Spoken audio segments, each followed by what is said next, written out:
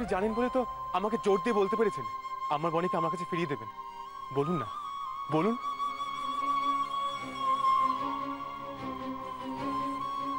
যদি বলি এই চার্চে আপনার খুব কাছে আছে বনি,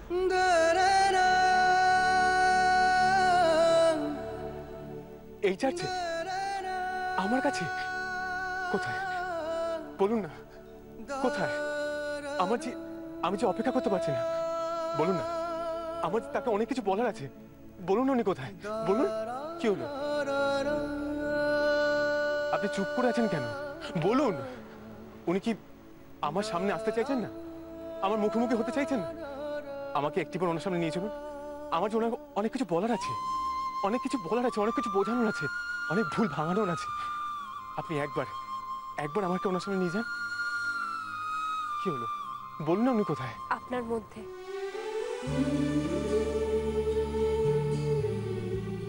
বনি তো আপনার মধ্যেই আছে, আপনার মন জুড়ে, সমস্ত ভাবনা জুড়ে, আপনার গোটা জীবন জুড়ে আছে বনি। আমি যে হারিয়ে ফেলেছি, তাকে হারিয়ে ফেলেছি বলেই না তাকে খুঁজে পেতে চাই। আর তো কটা দিন, আপনি যেরকম বনির অপেক্ষায় আছেন, সেও যদি আপনার অপেক্ষায় থাকে। ওনার আবার কিসের অপেক্ষা? ঠিক অপেক্ষা না, হয়তো খানিকটা ভয়। এই লুকোচুরি খেলায় সে ধরা দিতে চাইলেও আপনি যদি তাকে চিনতে না পারেন। আমি আমার বনিকে চিনতে পারবো না? এটা হতে পারে না, কখনো না, কখনো না। সেটাই যে হচ্ছে কি অভূত, সেটাই তো হচ্ছে।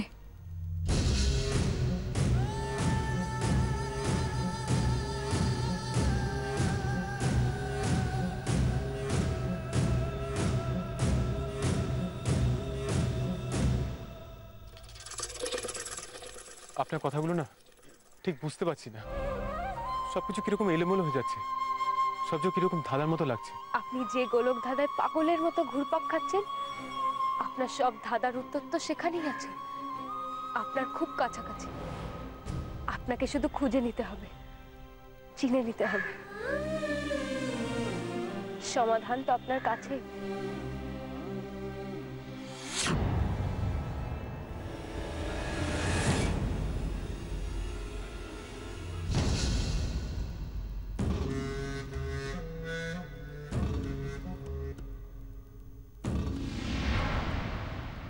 কাছে পেলে ধরে ফেলতে পারবেন তো? চিনে নিতে পারবেন তো আপনার বনিকে?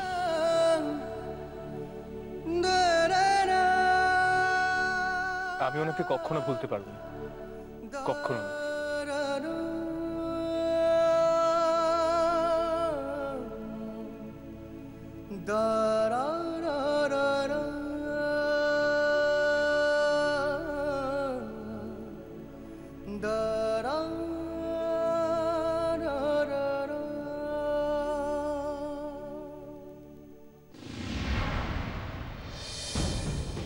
দাদা, এখানে একটা গেও মাস্টার বাংলা পড়াতে আসে, সে কোথায়? ওই বাচ্চাদেরকে নিয়ে এই দিকে আছে, বলে যা।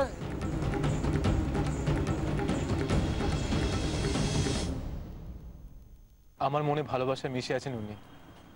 আমি আমার বনিকে চিনতে কখনো ভুল করবো না।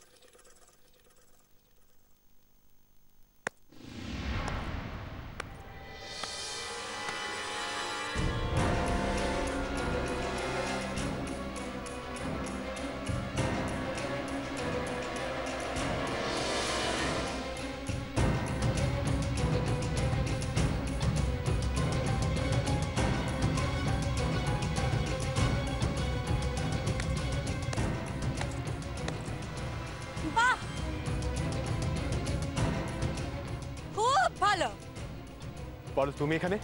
কেন অসুবিধা করে দিলাম বুঝি? আমি এক্ষুনি তোমায় পড়াতেই চাচ্ছিলাম। থাক, আর ন্যাকামো করতে হবে না তোমাকে, অনেক হয়েছে। তুমি আমাকে কত পড়াতে আসবে আমার বেশ বোঝা হয়ে গেছে।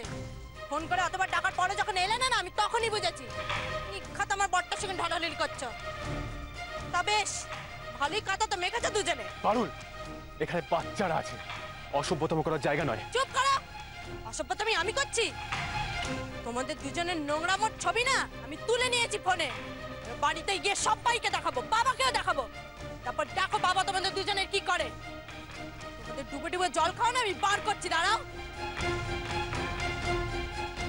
পারুল, এসো এসো বলছি।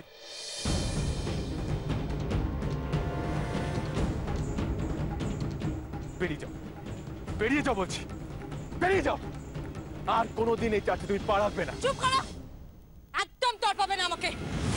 তুমি আমার এই চার চত্বরে পাড়া খাটকাচ্ছ তো, এবার দেখো ওই বাড়িতে আমি কার কার পাড়া খাটকাই।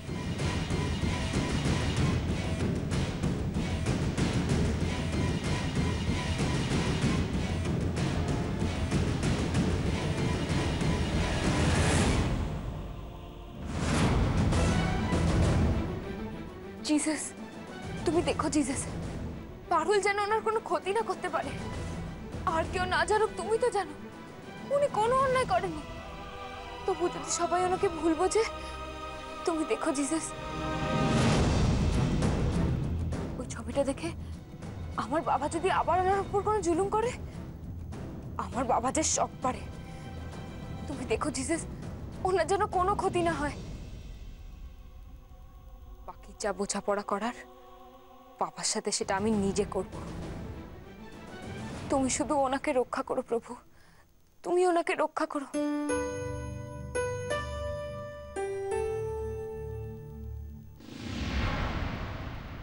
ও পল্লবী কেন ওদিকে দেখছে আমি বুঝতে পারছি না। আমি তো বলছি আমি ওদিকে যাইনি।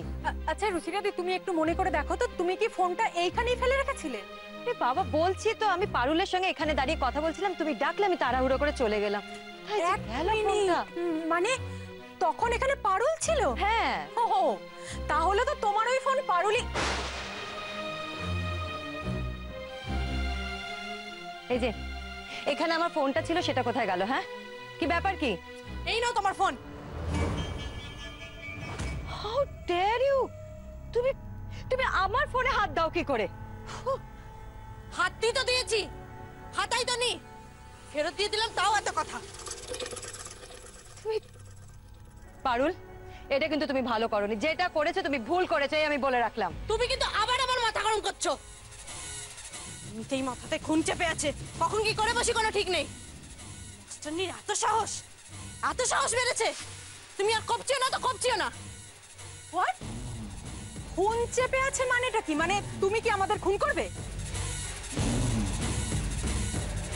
পারুল যখন ঠিক করে নেয় না কাউকে একবার মারবে, তখন তার আর ওঠার মতো অবস্থা রাখে না। মাস্টারনি প্রচুর সাহস বেড়েছে আমার বরকে হাতানো, আমার বরকে। এই তুমি তুমি আমার ফোন নিয়ে কোথায় গেছিলে? হ্যাঁ, কোথায় গেছিলে? চার্চে গেছিলাম গো, চার্চে। মানে গিয়ে যা যা দেখেছি না, ফোনটা দাও, দেখাচ্ছি তোমায় ছবি। আমায় দাও, আমায় দাও, আমি দেখে নিচ্ছি, আমি দেখে নিচ্ছি, আমায় দাও।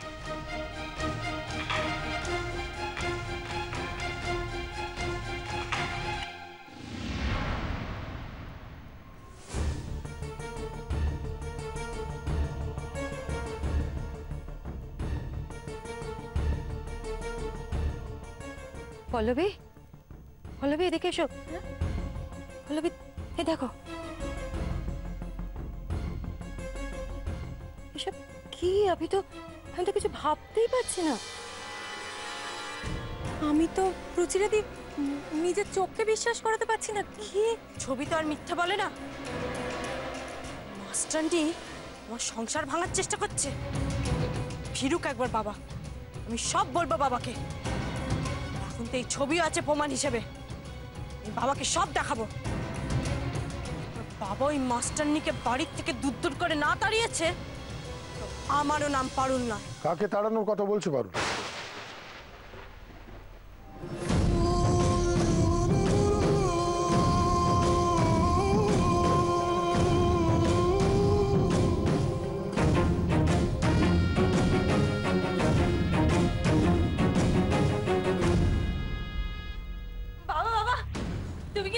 বছর বাঁচবে, আমরা এক্ষুনি সবাই তোমার নাম নিচ্ছিলাম।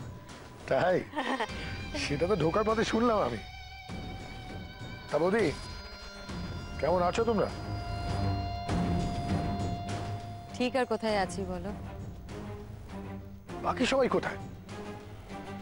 ইন্দ্র, সুমি, আর এই সিস্টার অনামিকা ও আসেনি? তুমি একদম ওই মেয়ের নাম নেবে না বাবা। ওই মেয়ে যা নোংরামি করে বেড়াচ্ছে না, আমার বলতেই লজ্জা করছে। পারুল, ভুলে যেও না ও তোমার টিচার। পারুল কিছু ভুল বলেনি সোমনাথদা, পুরোটা জানলে আপনিও তাই বলতেন, বুঝেছেন? আরে ওই মেয়ে পারুলকে কি গ্রুম করবে? ওর নিজেরই তো গ্রুমিং এর দরকার। একটা অন্য অচেনা বাড়িতে এসে বাড়ির সমস্ত ব্যাপারে না গলাচ্ছে, এমনকি শান্তি রুচিরাদি।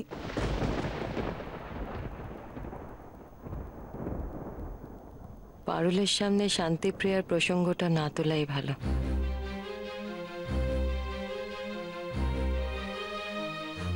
কি হলো বৌদি, তুই চুপ করে গেলে কেন?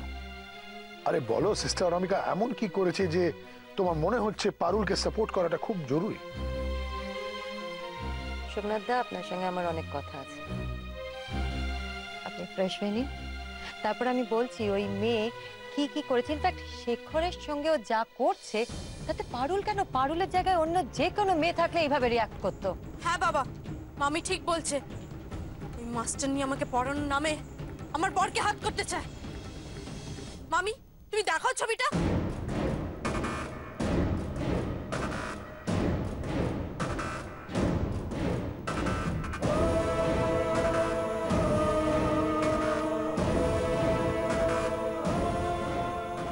তাহলে মেয়েকে চিনতে আমি ভুল করিনি।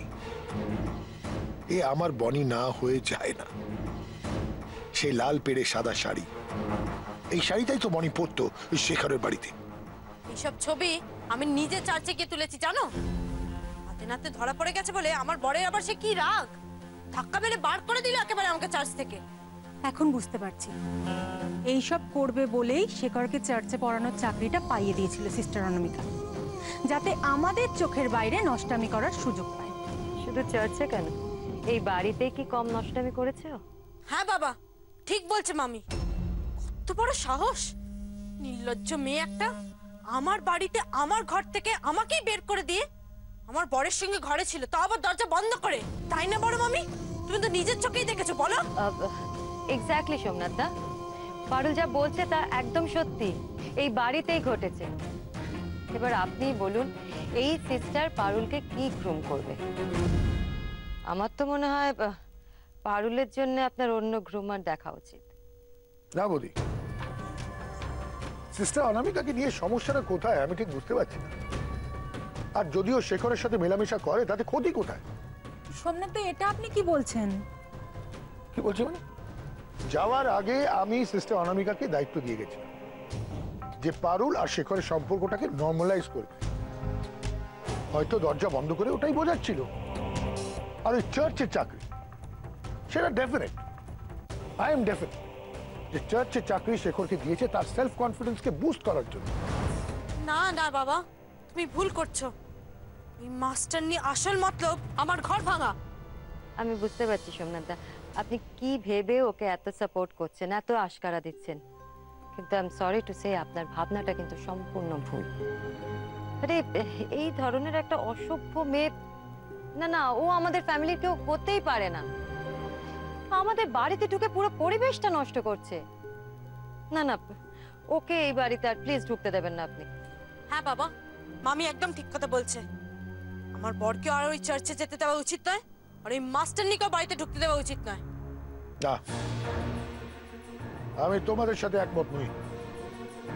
উচিত অনুচিত আমি বুঝবো। সিস্টার অনামিকাকে আমি অ্যাপয়েন্ট করেছি, ফলে তার সাথে কি করা হবে সেটা একমাত্র আমি ডিসাইড করব। Is it clear? আমি নিশ্চিত শেখরের উপরে যার এতটা টান, সে বনি না হয়ে পারি না। আর এই শান্তিপ্রিয়ার নামটাও যখন জানে, আমি কনফার্ম এই আমার মেয়ে, আমার বনি। এবার আমার মেয়েকে তো আমার কাছে আসতেই হবে, and I will treat her the way she loved to be treated. আয় বনি, আয়, তোর বাবা তোর অপেক্ষা করছে। তুই যেমনটা ভালোবাসিস আমি ঠিক তেমনটাই বিহেভ করব। তুই যেভাবে চাস আমি সেইভাবেই চলবো। এই সাহসটা আমাকে দেখাতেই হবে জিসাস। নিজের জন্য না হলেও গেও ভূতের ওপর হওয়া অন্যায়ের বিচার চাইতে আমাকে মনের জোর আনতেই হবে। আমি আর চুপ করে থাকবো না। এবার আমি আমার মতো করে সবার মুখোমুখি হব। আর পিছিয়ে আসবো না আমি জিসাস, আর না।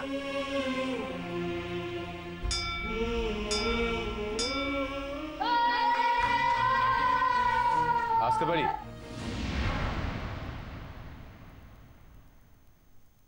আমি চলে যাচ্ছি, তাই বলতে এলাম। যাচ্ছি বলতে নেই, বলুন আসি। আমি জেনে বুঝে যাচ্ছি বললাম। মানে? মানে আমি কাল থেকে আর এখানে আসছি না। আসবেন না কেন? পারুল যখন এখানে একবার এসছে, ওইখানে বারবার আসতে পারে। আর আমি চাই না আমার জন্য এখানকার সুন্দর পরিবেশটা নষ্ট হয়ে যাক। কিন্তু তাই বলে আপনি বাচ্চাদের পড়াতে আসবেন না? ওদের কথা ভাবলে সত্যি খুব খারাপ লাগছে আমার। কিন্তু বিশ্বাস করুন, আমার চার কিছু করার নেই।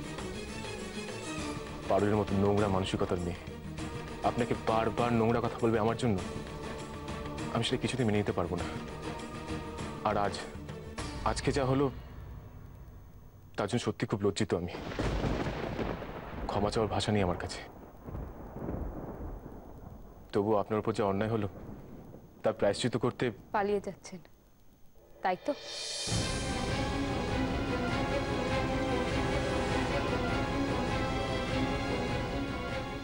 চমকে উঠলেন যে? এইভাবে পালিয়ে গিয়ে কখনো অন্যায়ের প্রতিবাদ করা যায় না। আপনি যদি সত্যিই পারুলের নোংরা ইঙ্গিতের প্রতিবাদ করতে চান, তাহলে আপনি ওর মুখোমুখি হন। আপনার কিসের ভয়?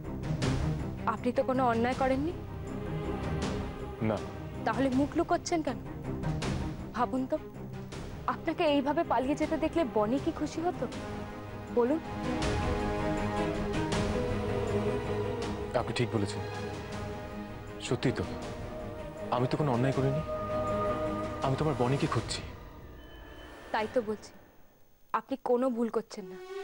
আপনি যা করেছেন আপনার ভালোবাসার জন্য করেছেন, আর আজও যা করবেন আপনার ভালোবাসার জন্য। আপনি ঠিক বলেছেন, ঠিক। অন্যায় যখন করিনি তাহলে মাথা উঁচু করে সবার মুখোমুখি হব।